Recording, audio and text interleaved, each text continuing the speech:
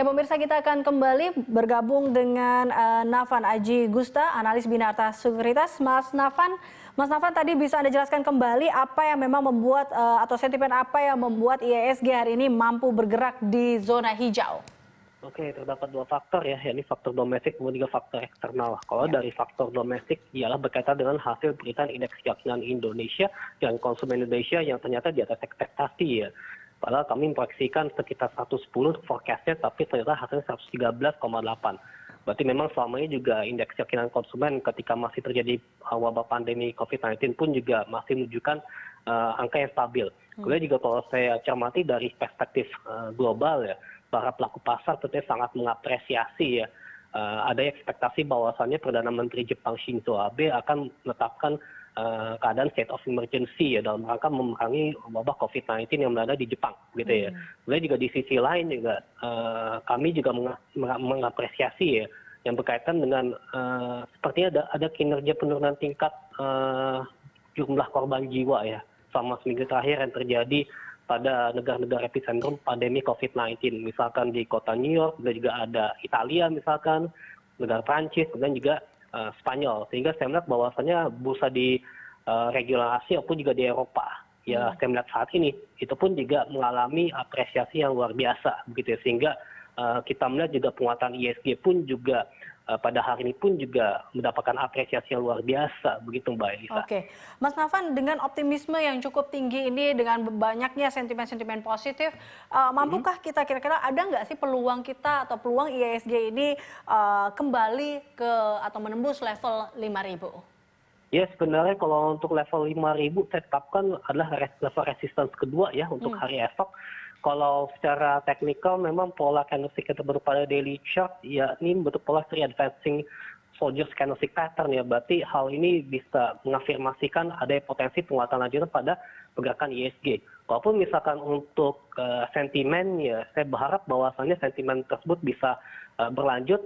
Kemudian juga ditambah lagi bahwasannya untuk hari Selasa memang akan ada pengumuman dari cadangan devisa Indonesia. Memang mudah-mudahan masih diproyeksikan berada di angka 130 sekitar 130 miliar dolar AS ya, sehingga dengan adanya keadaan kondisi cadef tersebut juga kedepannya diharapkan akan mampu menjaga tingkat stabilitas pergerakan rupiah terhadap dolar AS gitu ya. Karena memang trennya memang sedang mengalami pelemahan ya terhadap dolar AS seperti itu. Baik, Mas Nafan, ini tapi kalau kita lihat kembali dari domestik situasi yang memang saat ini terjadi dengan adanya COVID-19, dengan bertambahnya beberapa kasus positif di Indonesia sendiri, bahkan kita sudah memperlakukan pembatasan sosial berskala besar. Nah, ini seberapa besar sih ini akan mempengaruhi juga pergerakan IHSG untuk pekan ini sebenarnya, Mas Nafan? Ya sebenarnya kalau saya melihat bahwasannya pemerintah menjalankan mitigasi resiko dengan baik, mengikuti protokol yang ditetapkan oleh WHO dalam hal kesehatan, dalam hal yang bertujuan untuk melindungi agar supaya pandemi COVID-19 tersebut tidak menyerang dan menyebabkan terjadinya angka mortalitas yang begitu tinggi ya di Indonesia, begitu ya. Sehingga saya pikir dengan keadaan tersebut tentunya juga akan memberikan harapan maupun juga tingkat kepercayaan bagi para pelaku pasar terhadap pemerintah, sehingga mereka mengapresiasikan tersebut dengan cara misalkan melakukan akumulasi beli terhadap saham-saham yang memiliki kinerja fundamental yang bagus sehingga bisa mendorong kinerja IHSG ke depan seperti itu. Oke, baik. Nah, ini kita lihat dengan situasi seperti ini investor kan masih lebih mengutamakan uang tunai sebenarnya, Mas Nafan. Ini Anda melihat seberapa besar sih pengaruhnya juga terhadap pergerakan atau IHSG dan juga beberapa sektor-sektor yang mungkin terdampak dengan ini? Ya sebenarnya kalau saya cermati bahwasannya ketika para pelaku investor memiliki jumlah keuangan yang memadai begitu ya, maka mereka memiliki fleksibilitas maupun juga kemudahan dalam hal menjalankan kegiatan. Ada kesempatan ya misalkan dalam hal mereka bisa berpartisipasi untuk ikut berinvestasi di pasar modal begitu ya. Karena kalau saya melihat ya ketika pergerakan IHSG sebelumnya terjadi downtrend yang begitu signifikan, bahkan melebihi standar deviasi -3 begitu ya. Saya melihat justru disitulah para pelaku investor yang memiliki keadaan kas yang memadai, gitu ya. Mereka memiliki fleksibilitas dalam rangka untuk melakukan investasi saham di mana mereka sudah mendapatkan pergerakan harga saham yang murah dengan kinerja fundamental yang memadai, maka mereka tentu akan melakukan akumulasi beli, sehingga ketika pergerakan ISG mengalami rebound yang luar biasa, misalkan dari level 3.900-an hingga ke level 4.800-an, ini tentunya juga mereka akan mendapatkan level gain yang lebih maksimum. Mereka tentu juga memiliki profit begitu ya, sehingga saya pikir disinilah hikmahnya ya bagi mereka yang memiliki jumlah cash yang begitu kuat gitu. Oke, nah ini kalau kita lihat juga sektor-sektor hari ini juga cukup baik, di mana sektor properti ini memimpin penguatan hari ini.